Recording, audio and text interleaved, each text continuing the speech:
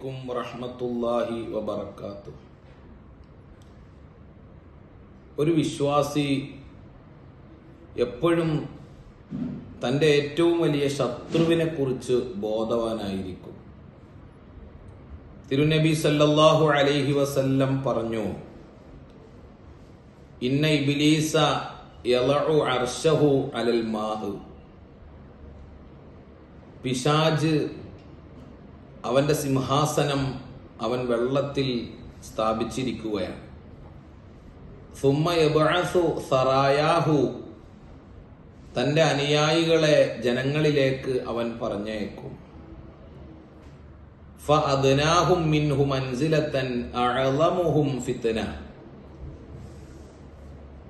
നേതാവിന്റെ അടുക്കൽ ഏറ്റവും സ്ഥാനമുള്ള അനുയായികൾ ഏറ്റവും വലിയ ഫിത്ന ഉണ്ടാക്കിയവരായിരിക്കും.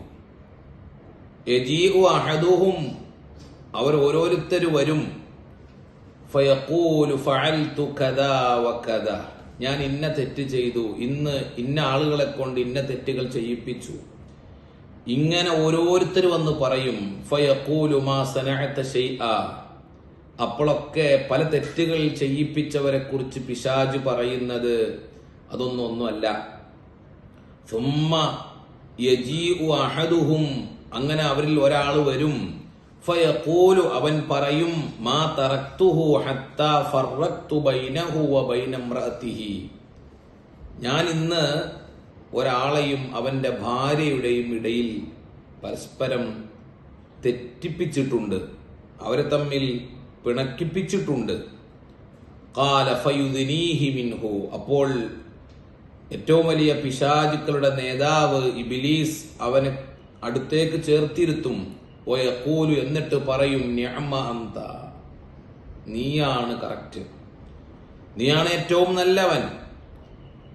പ്രിയപ്പെട്ട സഹോദരങ്ങളെ, അപ്പോൾ ഏറ്റവും വലിയ ശത്രു, നമ്മെക്കൊണ്ട് പല തെറ്റുകുറ്റങ്ങളും ചെയ്യിപ്പിക്കുന്ന ഒരു ശത്രുവിനെ കുറിച്ചൊരു വിശ്വാസി എപ്പോഴും ബോധവാനായിരിക്കണം. അതിൽ വലിയൊരു തെറ്റാണ് തൻ്റെ കുടുംബവുമായി അകലുക, കുടുംബവുമായി തെറ്റുക, ഭാര്യ ഭർത്താക്കന്മാർ പരസ്പരം തമ്മിൽ തല്ലി പിരിഞ്ഞു നിൽക്കുക. അത് പിശാചിന്റെ വലിയ ഇടപെടലിന്റെ ഭാഗമാണെന്നുള്ള ഓർമ്മ വേണം.